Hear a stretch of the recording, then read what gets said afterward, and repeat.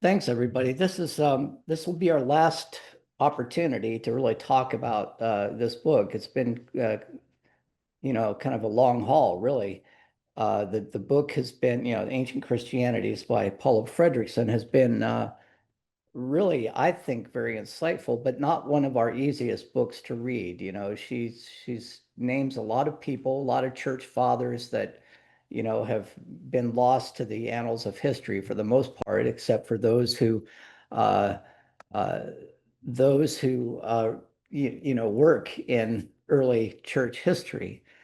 But the one thing that's different about what Fredrickson's doing is she's bringing all of her social scientific research and archaeological knowledge and theological knowledge and historical knowledge. She's bringing all of that to bear on her assessment.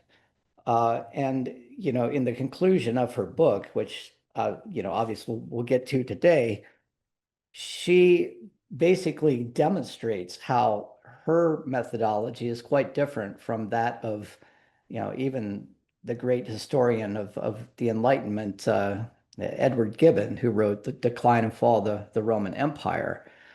She basically takes him to task. And the reason in terms of why he believes that Christianity was able to triumph, or and those are his words. And she basically takes him to task on the 5 points that he establishes.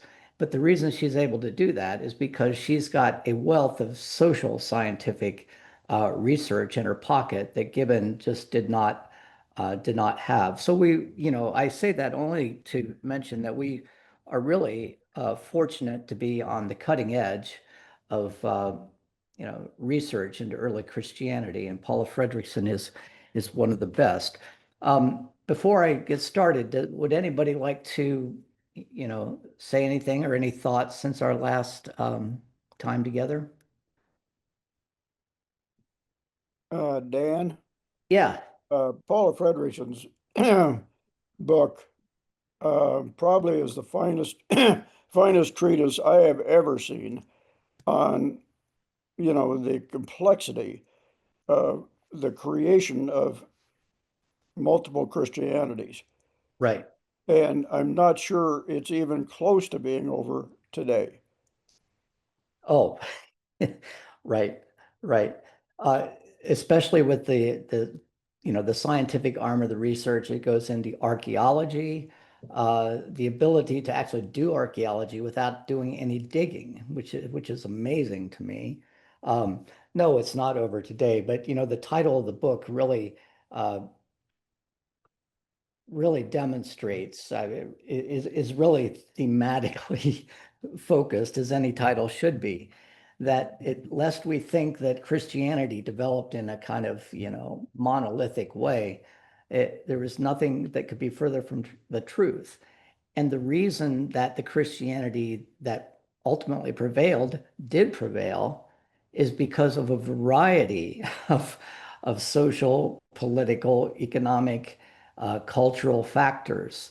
But she's really trying to demonstrate as best she can just the complexity of the task. And it's very difficult for us to know what that early church looked like.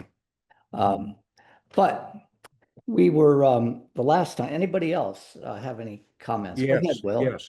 I'm sure you sent this to us, and I probably have it in my notes, but just to be safe, could you send the title author of our next book to study Yeah, again? I will. In fact, I've got a slide dedicated to it Oh, at the very end here. okay. And Thank you. so Thank you.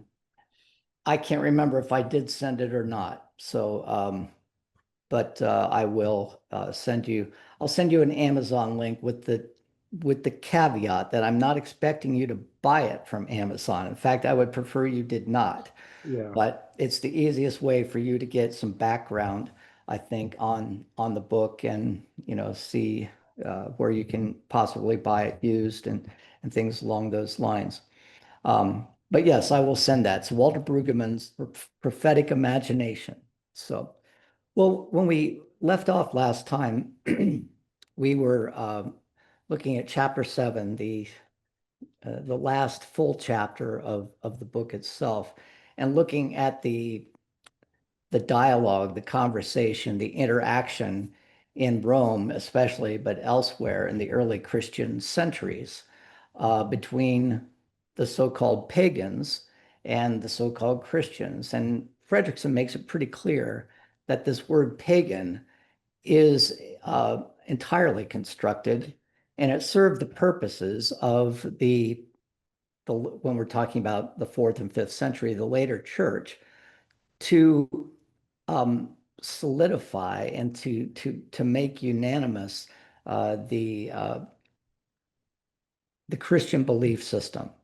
The so-called pagan was eventually designated as an other, that is the other who is a danger to the church itself, the other whose beliefs are completely uh, contrary to that of the Christian faithful. But leading up to that time, by the time we get to Augustine, fourth and fifth century, time we get to Augustine, we see a lot of syncretism is the word that is often used among anthropologists, a combining of religious traditions. And it's not fair for us to think that there was a clear delineation between Orthodox Christians on the one hand and then pagans on the other. The one thing that is pretty clear, though, is that when we're talking about Orthodox Christianity, it is an urban phenomenon. And there's a reason for that. One of the reasons is that the jockeying for position that took place in the third, fourth, and fifth centuries as to what city was going to be associated with, the hub of the wheel of the Christian tradition. There were a variety of contenders, right? There was certainly Jerusalem, right? Jerusalem is a place where uh, Jesus was crucified. It's the place where the Church of the Holy Sepulchre was already built, was built by Constantine. There was also Constantinople, which was the city that Constantine moved to from Rome in the first few decades of the fourth century. But Rome eventually took the pride of place, and that for a variety of reasons. And kind of ironically, too, because if you read the New Testament, Rome is not um, often looked at with a very favorable light. It's the Whore of Babylon in Revelation. It's the place where Peter and Paul were both martyred.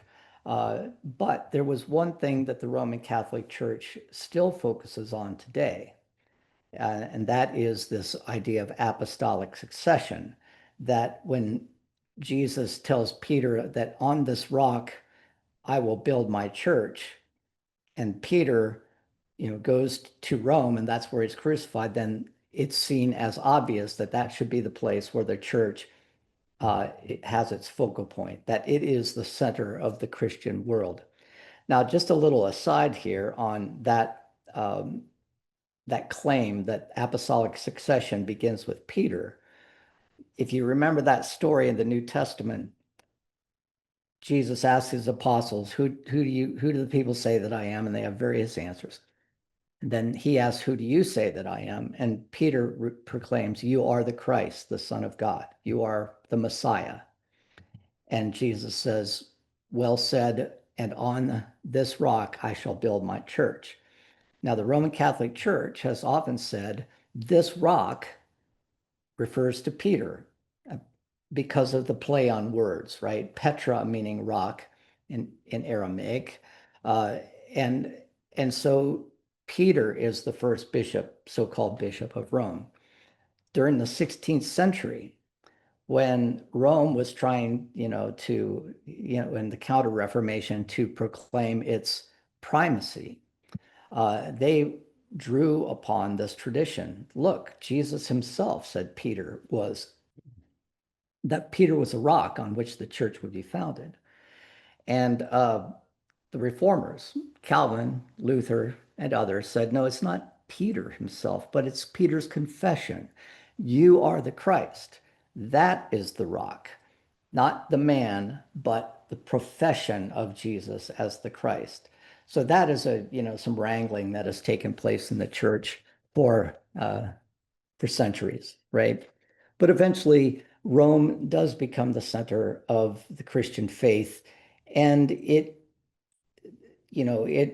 lives in a kind of opulence. The bishop there, Damasus, uh, gained favor with a lot of wealthy women, wealthy widows. It's the place from which the Latin Vulgate, the word Vulgate in Latin means the common translation, was issued around the end of the 5th century and the 4th century, excuse me.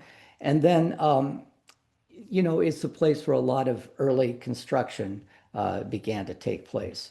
But with that construction comes a delineation within the church. And this is where Paula Fredriksen really wants to ask some very interesting, questions.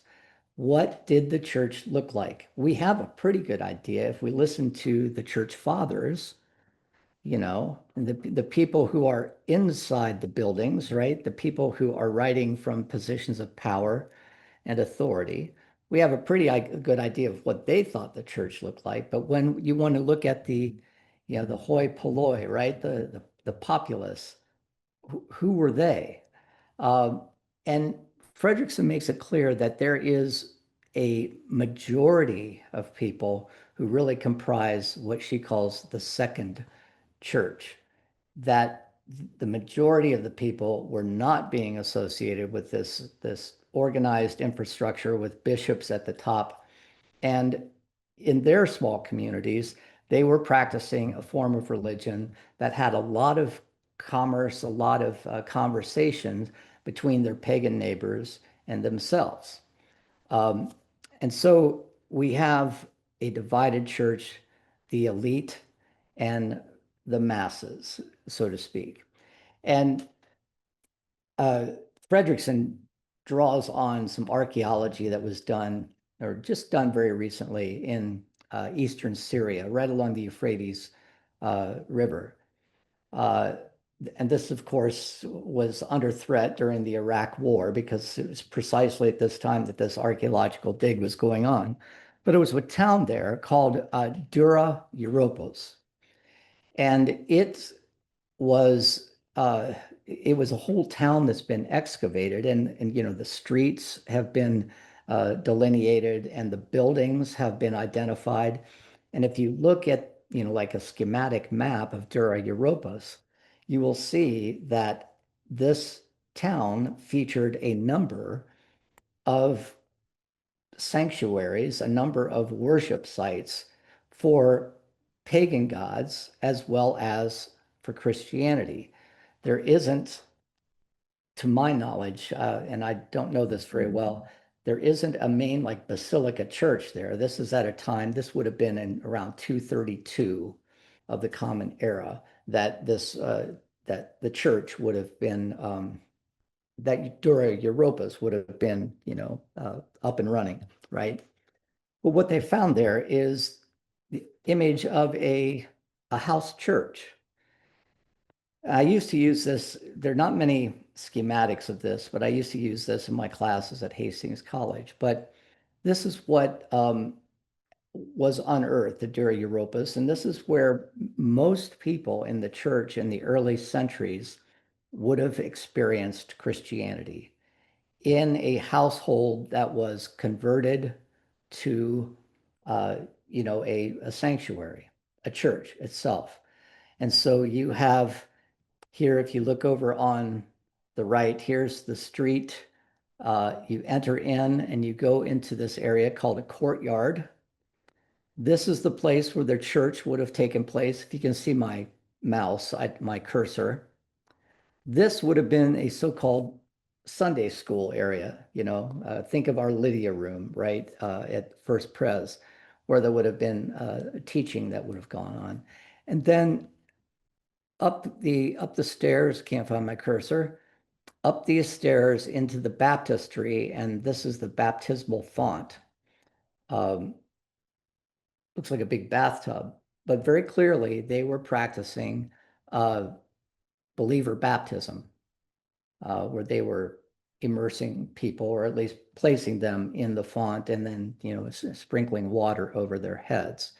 And this is probably what the church looked like even after Constantine and the establishment of these large urban churches in places like Constantinople and Rome, but around, the Christian/Roman Empire, churches like this were pretty prominent, especially all the way into the 4th century for sure.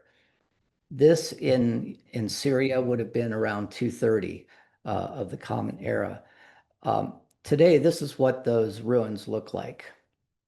And I think it's interesting that this wall that you see here is the outside wall of the city. This Dura Europos was a walled city. And so you had the walls, fortifications for protection. And then you had, the people in various houses on streets that that either lived there or did business there or whatever. But the fact that this house church was on the western wall, well, no, it would have been east. It would have been the northern wall. Wait, this doesn't make sense to me now. Yeah. I can't remember. I'm trying to think of the map in my head, but it was on one of the walls of the city. Now, if you know anything about the story of Joshua in Joshua fighting the battle at Jericho, the people who lived in walled fortifications, the people on the outside of the city, on where the walls were where the most danger was in the time of attack. That was the low rent district, right? So even the placement of this church, this house church, suggests that it is not exactly a church populated by the elite of the town. It's in, let's call it, the low rent district, but it gives us a sense of what it may have looked like in the 3rd century. So what are your comments or thoughts about that, or questions?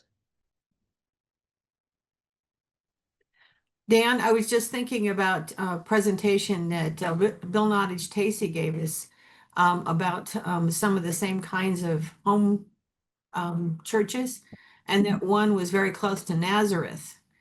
So apparently they were in lots of different places and may represent what you're talking about with the different communities apart from Rome, I guess. Right. Yeah. And they were obviously, using art. You can't see this, but there is, human representations of Jesus on the walls here. Now, interestingly enough, in the early church, the artistic representations do not feature the cross, do not feature the crucifixion. It's more of the Jesus, the Good Shepherd, the Hermes character with the sheep over his shoulders. So that's where that's also very intriguing itself. But this is where early, what you might call primitive, or early primitive Christian art was also practiced as well. So, well, any other thoughts about this?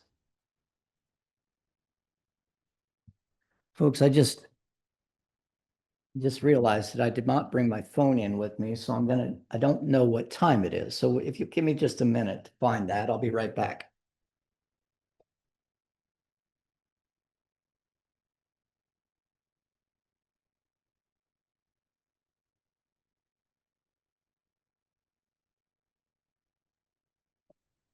Denny and Will, did you go to any places like that when you were in the Holy Land where they were doing archaeological finds or digs? I think, well, only down around Jericho. There were at least displays or facsimiles of what they had discovered in those glass cases as we were going into lunch. Yeah, that's good, Denny. But there was also some excavation up north on the north side of the Sea of Galilee. Well, folks, I can't find my my phone, so you're going to have to clue me in on where we are. Um, Thank you for allowing the interruption there. I find this fascinating. We talked about it a little bit before we left last time. Uh, Fredrickson says, so, if people weren't spending time early on in these large basilica type churches, that you find in Rome and elsewhere, um, then what were they doing? And she makes the argument that most of them were worshiping outside, and not simply outside, but at cemeteries, which really draws on the pagan idea that's been around since time immemorial, and that is the cult of the dead. The early religious worship that we know of is ancestor worship, and there's something very primal about the idea that our ancestors deserve our respect, our acknowledgement, some cases our nourishment, in most cases need to be fed as an homage to their memory. And this was obviously practiced by pagans in, the Roman Empire. And Christians considered it a matter of course that, well, this is where we can do our worship as well. And so you have this, uh, what Fredrickson refers to as convivia, this conviviality of people, intermixing.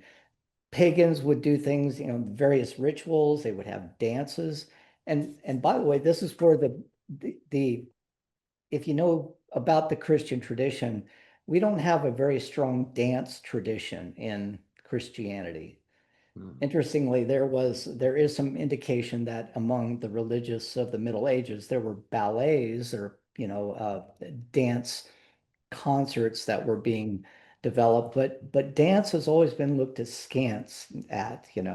It's always been suspected of devilry or whatever. Well, this goes back to those rituals that would take place in the cemeteries. A lot of dancing on the grave, so to speak, would take place as a result of these, the cult of the dead. Now, I find this uh, especially interesting for myself because, there is a tradition in Appalachian churches that I grew up with. And, when I moved to other places, I never saw it anywhere, but something about, the Scots-Irish people of Appalachia, they still retain this idea and they called it dinner on the ground. And once a year, they would meet. It would usually be about this time of year.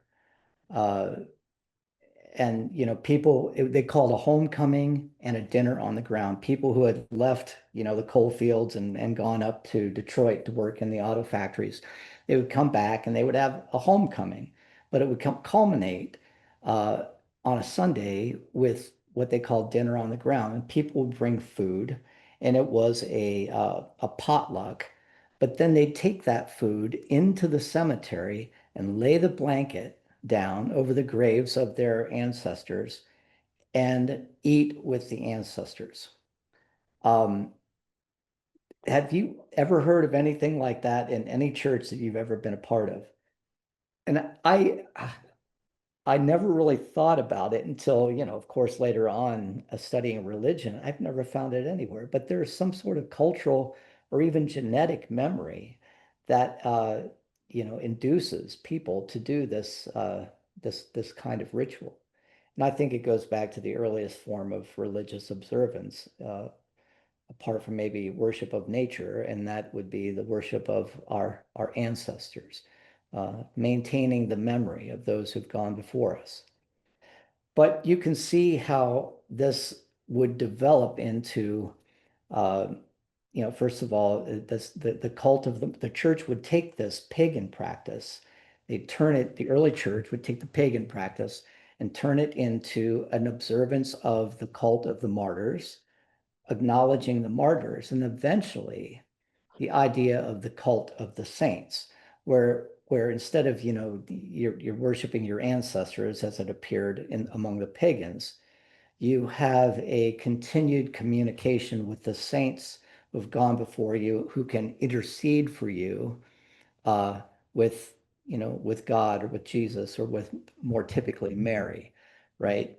Um, Fascinating. I did not know about this in the early church, but it makes very much sense to me. But people like Jerome, people like Augustine, uh, really tried to frown on this.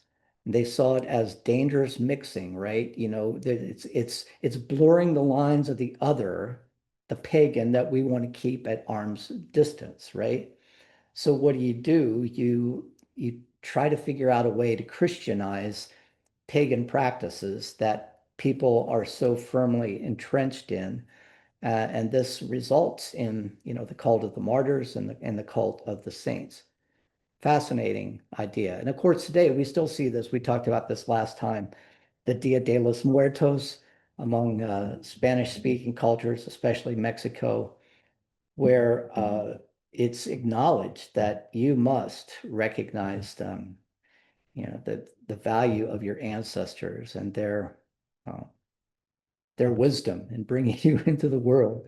So, any thoughts about cemeteries in this?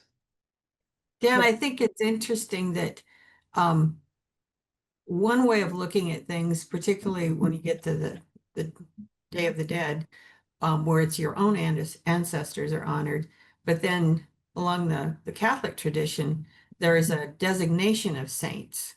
It's not Yeah, your ancestors, but it's the holy people who've been canonized. There's this kind of switch then yep, to, well, here are the people you should remember first. right, right. Yeah. Well, almost maybe even to the exclusion of your own personal ancestors, right? The saints become the ones who are sanctioned Mhm. by the church, and thus, you maintain the control, if you will. This is the kind of thing that made Marx just giggly with his critique of religion. Well, one Other of the other reasons sorry, go ahead. Go ahead, Sharon. One of the reasons I thought about that is that our neighbors at St. Cecilia, and they have a great tradition where they dress up like a saint. And the children are very much involved with these are the heroes that Right. should be important to you. And I think in this day and age, there might be Indoctrination, maybe. a saying, kind of here are the heroes that matter most, not the Yeah, ones you see in the cartoons. And I think I see that being reiterated. yeah. The superheroes, right? I know what you're talking about because, the saints all have their amulets. Again, amulets which have been connected with pagan worship. So uh, these concrete manifestations of the power of the person that they represent. They collect these amulets, these little, saint medallions. And I had a friend who was just a rabid atheist, but she was coming came from a Catholic family, and her nieces and nephews were all about the very thing that you're talking about, Sharon. They were uh, lionizing the superheroes. They're superheroes, right? They're, Saint Anthony, and who do you pray for this, and who do you pray to for that?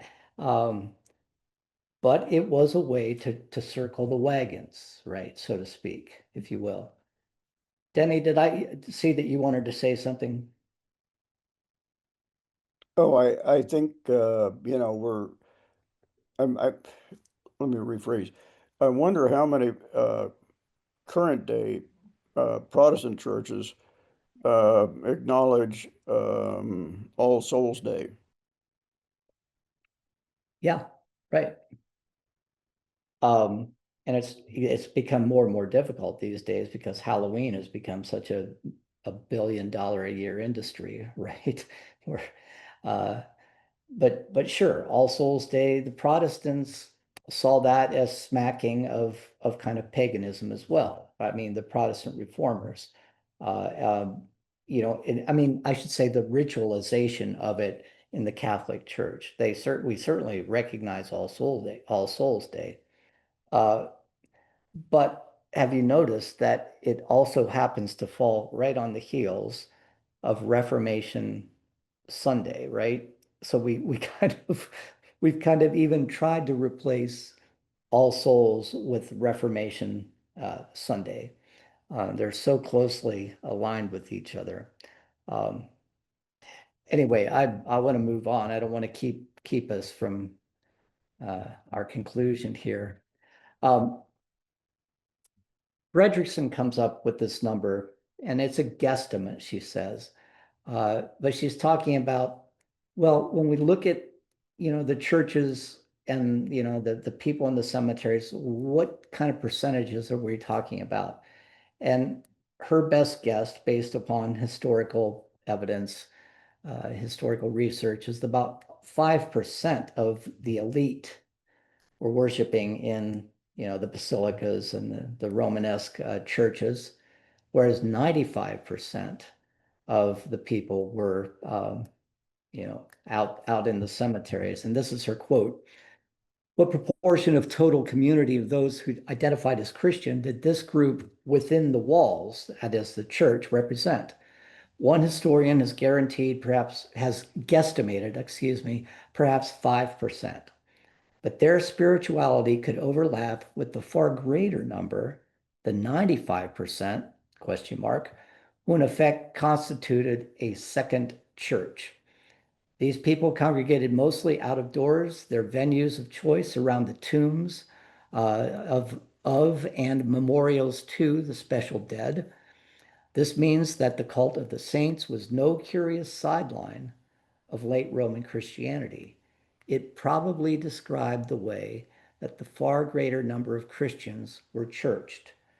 And what is left unsaid in that is that that is a largely pagan influenced practice, or reflects a lot of practices that were going on among the so-called pagans.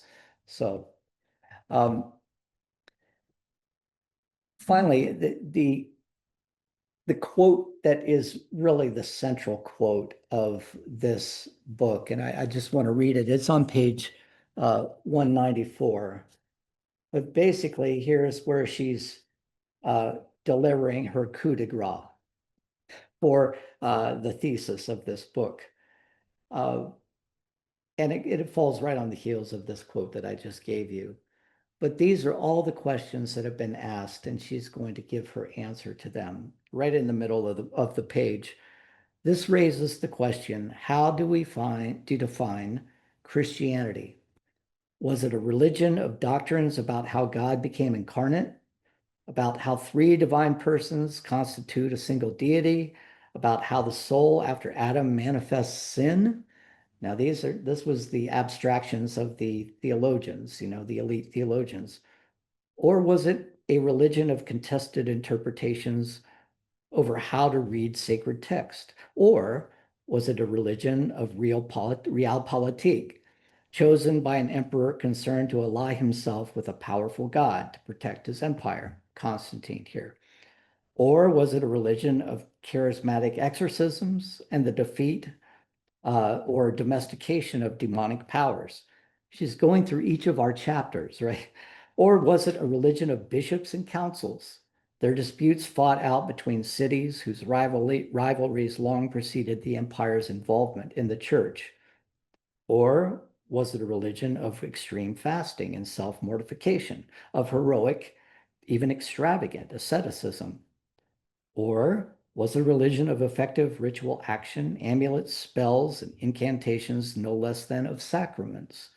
Or a religion of dancing, feasting, and celebration over graves of the charismatic dead? And then the first section of her first sentence for next section, the answer, of course, is that Christianity was all of these things. Ancient Christianities. And there is her as I like to call it, her coup de grace. She's taken us through 200 pages of evidence of just the extreme diversity of the way that people approach questions about God, questions about the body, questions about Christ, questions about how best to worship, questions about on and on and on. Uh, and she draws on what historians have said, and they like to, some of them like to say, well, there were a group of people who were really outside the fold, who were referred to as the incerti, right? They weren't very clear on what it was they believed. They thought they were Christians, but they really weren't. But she says, but these people would have told you that they're just as faithful and as devout as anybody else. They would have said, hey, look, this is what they're doing in the big church as well as, among us. And then there are the so-called semi-pagans, right? Uh, who are not, abiding by all of the creedal statements.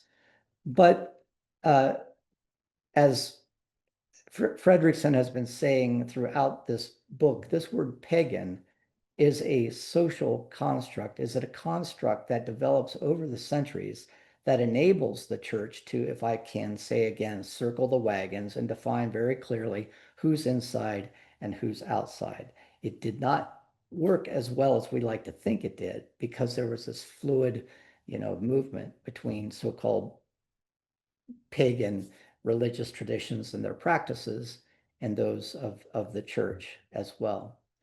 So that brings us to our final conclusion. Any thoughts before I move on? Dan, Yeah, go ahead, Mac. I thought it was interesting that, and I should defer to Dr. Storr on my terminologies here, but her anthropological approach to the development of the early Christian sects, that it seemed like they sort of incorporated some common sense into it when they knew that, yes, we believe in this theological tenet and that theological tenet, but also people want to go to the festivals. And they've Right. been going to the festivals and they're going to keep going to the festivals. And so we're not going to say don't go to the festivals. Some of them actually did say don't go to the festivals, like Yeah. the Killjoy Augustus. But they had to allow for that because that's just, and the reason I use the term anthropological is they just recognized human nature, that's things that we as humans are going to do and we want to do it and we Yeah. still do it. I mean, there's nothing particularly theological about Christmas. And in fact, in my view, it's the worst theology of the year when you start talking about Christmas. But we do it because it's fun to get the presents. It's fun to have the Christmas goose and the glug and all of that. And we're Yeah. not going to stop. Hmm. It's just part of our nature as humans.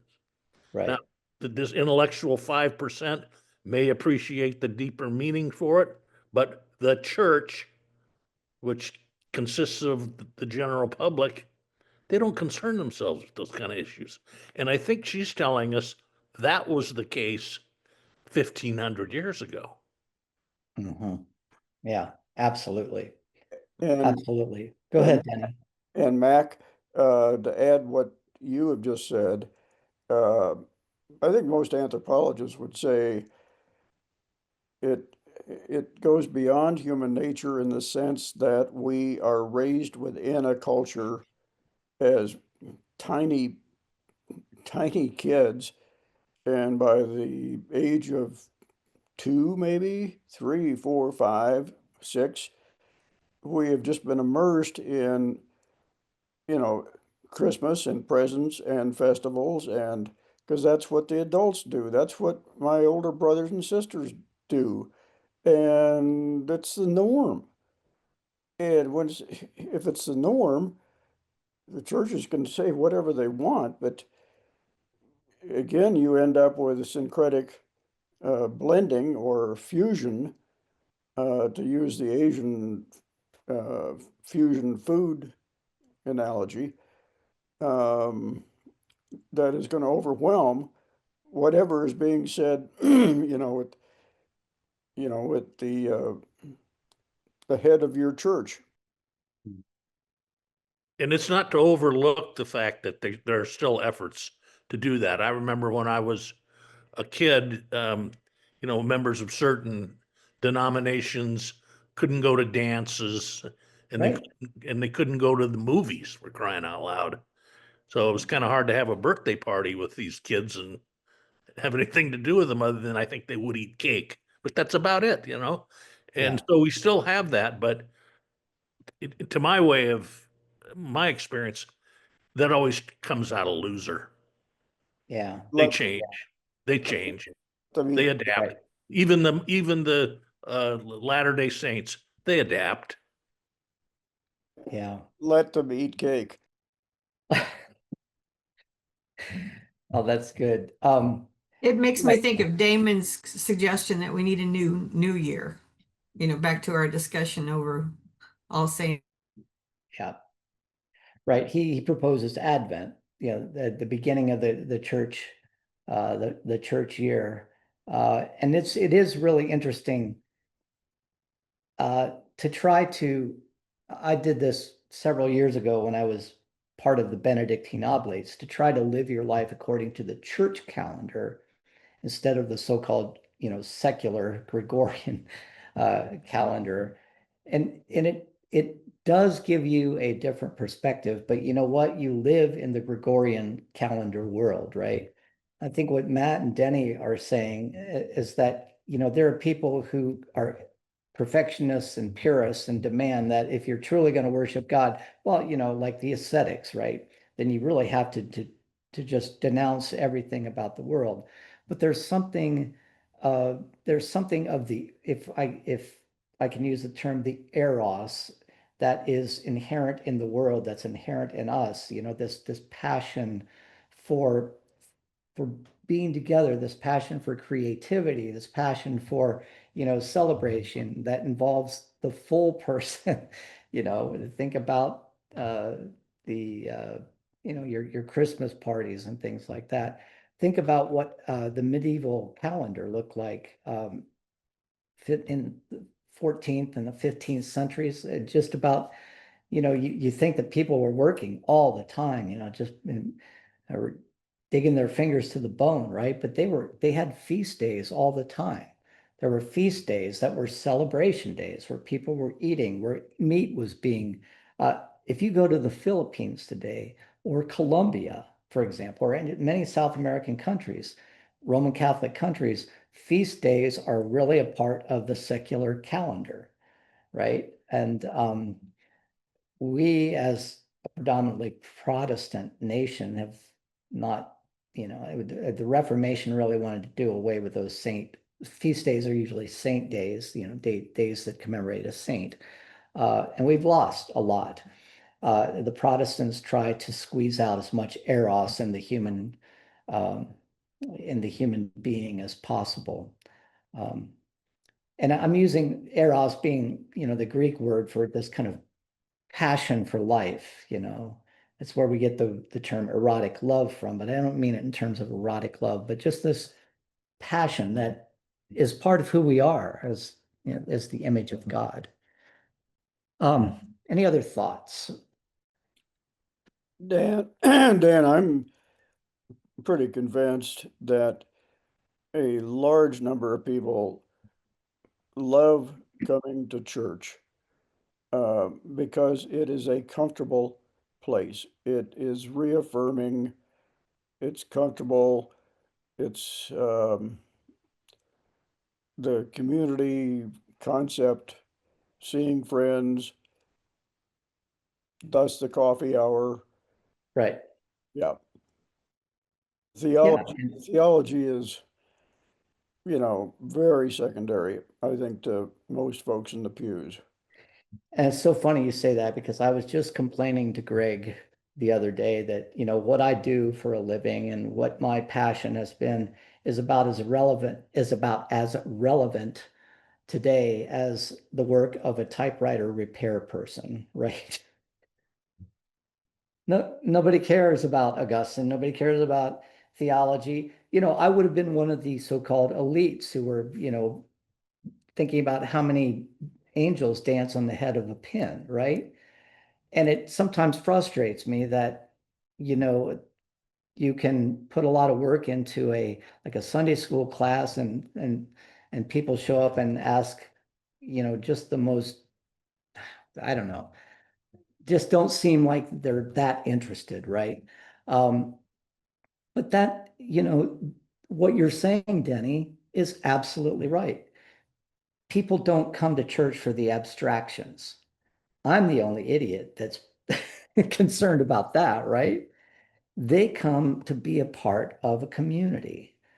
And it's it's no coincidence that churches were originally built over cemeteries, over, you know, places where people were buried, because there's something of that original drive of being part of a community, this communion of saints, those who are living and those who are dead and those who have preceded us. That's really what church is about, you know. Um, so Greg had to give me a little smack down on that. So, but anyway, we've got about 10 minutes left, and I just as a matter of conclusion, you know, we've gone over a diversity of ideas about what it means to what we think the early church must have looked like. There are ideas about how to you know treat the body, the ideas about God, ideas about Jesus, ideas about how we you know properly worship, ideas about you know how much of paganism can we you know grandfather into our new if we you know when we're baptized into the church. These are all things that were happening, but Fredrickson and this is another one of her coup de grace. I don't know what the plural of that is, but you know, for a very long time, kind of the standard understanding of the decline and fall of the Roman Empire came from Edward Gibbon, and this is one of the first, you know, uh, in really insightful attempts to follow a methodology of historicism on writing about the Roman Empire. And Gibbon came up with these 5 points on why he believed Christianity was able to triumph. And it's on page 201. I'll read it very quickly. Edward Gibbon famously ventured 5 answers to why Christianity triumphed. First, he named the inflexible and intolerant zeal of early Christians, which he saw as derived from Judaism, now released from the limitations of ethnicity. Second, now think about these, okay, in light of what we've just read in the past 200 pages. Second, Christianity's doctrine of a future life. Third, the miraculous powers ascribed to the early church. Fourth, the pure and austere morals of the early Christians. And fifth, the union and discipline of the Christian Republic. Those first 4, Fredrickson has pretty much challenged and repudiated, right? There were pagans who believed in the afterlife. There were, you know, there were Christians who were flexible and tolerant, obviously, in their zeal for the faith, right? They were incorporating aspects of the world. Those first 4 things.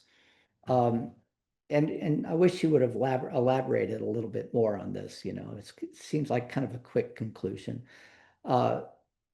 But the last one is the place that Fredrickson says it's a pretty good analysis of why Christianity was able to triumph.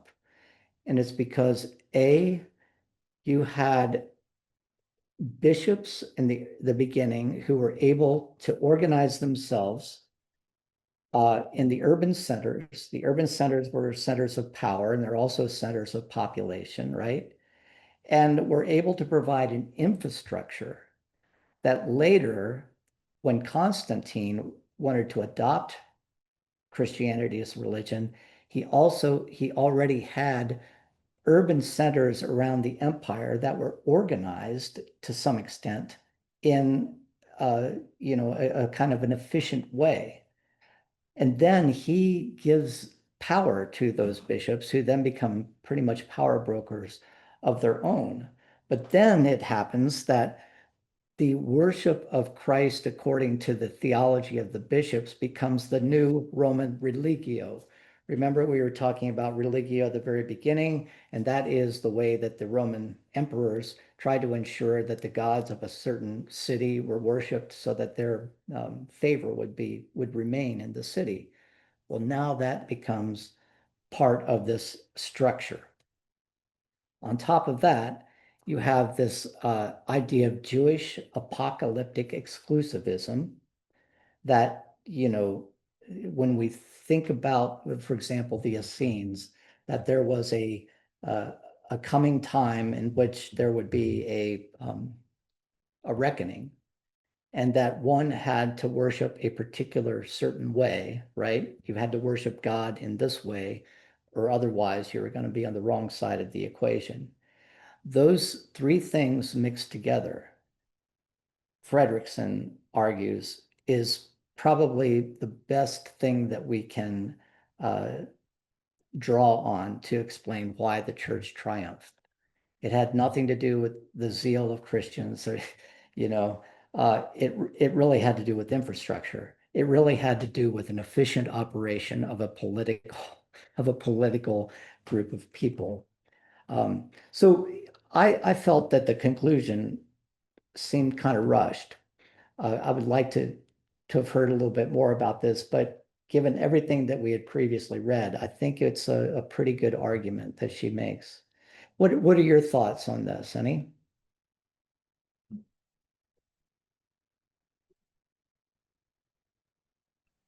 Dan, I guess I'd agree with that.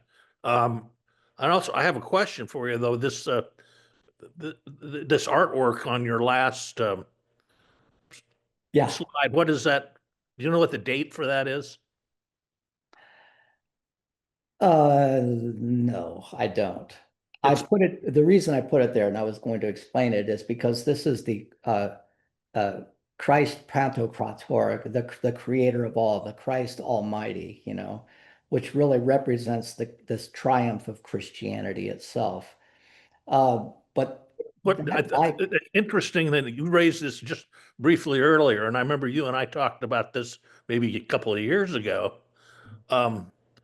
That one of the things that was not emphasized in the first 500 years or even longer was. Oh, Mac. Oh.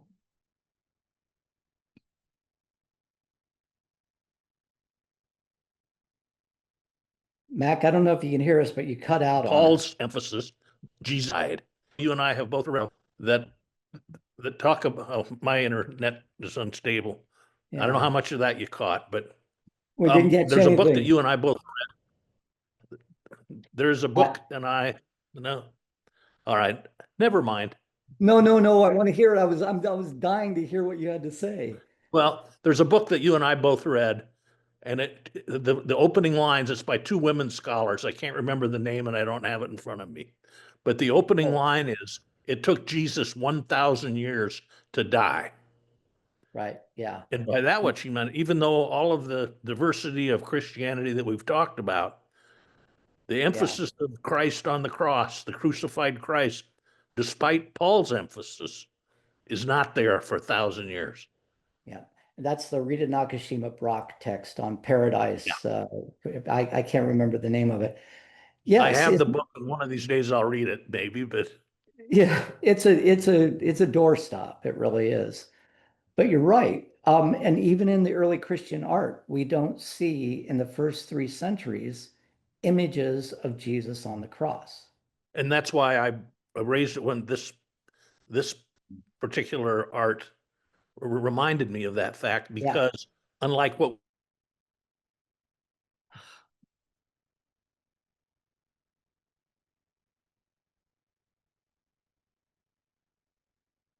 if we go to the major, it's going to be the cross.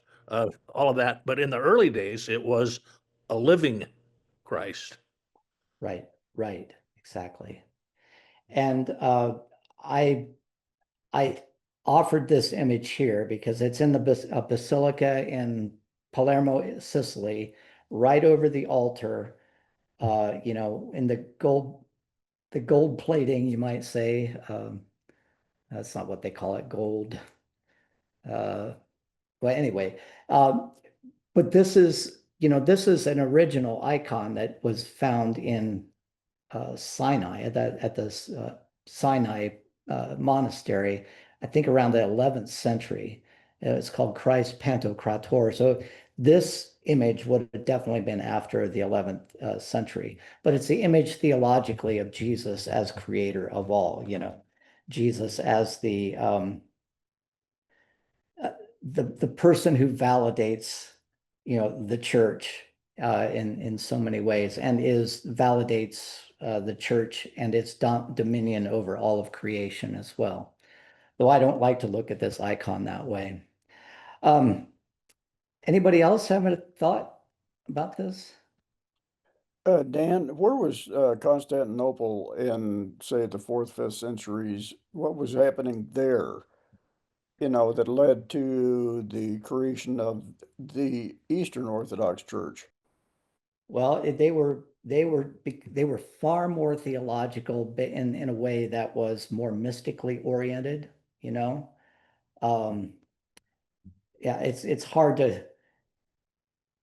The easy answer is the Byzantine theology, which is a very Greek philosophical approach to understanding who Christ is, and the idea of theosis, which means that people can aspire to divinization, if you can use that word, becoming one with God, a very mystical type of theology that was very focused pretty much on, this elite idea of the worship of God in the church. Um, but it was less of what's called a voluntarist tradition, that focuses on action, and more of a tradition that focuses on contemplation. And that's still the case today. And that's a very, very brief overview of the difference. At some point, we should look at Greek Orthodox theology. Um, but of course, the Byzantine Empire is going to, develop on its own over against, not against, but in conjunction with the Western Catholic tradition until the fall of Constantinople. So, as we move to the future, our next book is going to be, it's called The Prophetic Imagination. In fact, this is the wrong book. I took the wrong picture. So, Will, don't write down the practice of prophetic imagination. This is what Walter Brueggemann has known about prophetic imagination. You will see it associated with his name forever. But in 1985, he wrote a book called The Prophetic Imagination, talking about the role that the prophets play, really a pivotal role that the prophets play in the development of the Hebrew Bible. And so this is not the book. I will send you a link to the book. I guess I wasn't thinking well enough when I did that. But here's Walter Brueggemann on the left, a Nebraskan. I don't know much about his time in Nebraska, but he is famous and infamous for his teaching, taught at Columbia Theological Seminary. People who knew him knew that you did not sit in the front row when he spoke because you would be spit on because he was so enthusiastic about what he did. But really, I mean, as you would expect from a Nebraskan, a really approachable guy. Uh, and you can't help but like him despite the fact that he was almost overly enthusiastic about his topic.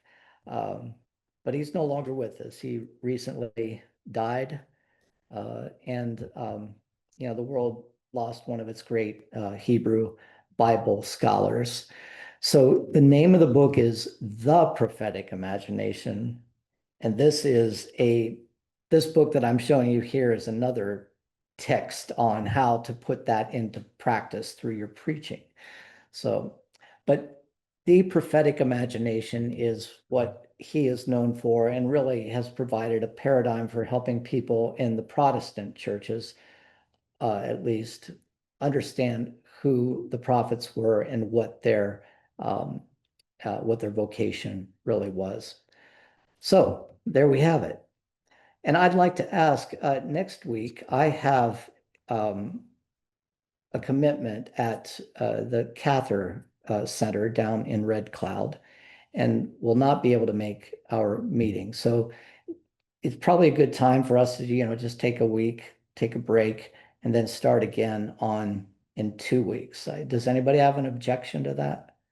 You can start reading. And I think you'll find that Brueggemann's book is a lot easier to read than Fredrickson. I'm sorry to put you through the slog of this this book, but I had fun. So Dan, yeah, go ahead.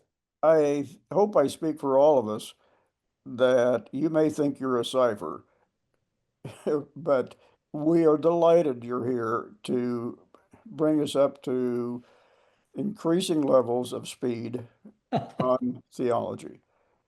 And where else, you're a delight, and where else are we going to find this, in such a community? Yeah, Indeed. I agree, and I appreciate it very much. But again, it's just like this is the percentage of people who would be interested in this Electrics typewriter in 2025. We'll still be interested in you. Okay. All right, folks. Well, thank you. I appreciate, and we'll end on that. And I'll see you in 2 weeks, and I'll send that link out. In fact, I'll do it right now, just so I don't forget. Okay. See you Thanks so later. much. Thank you then. Bye.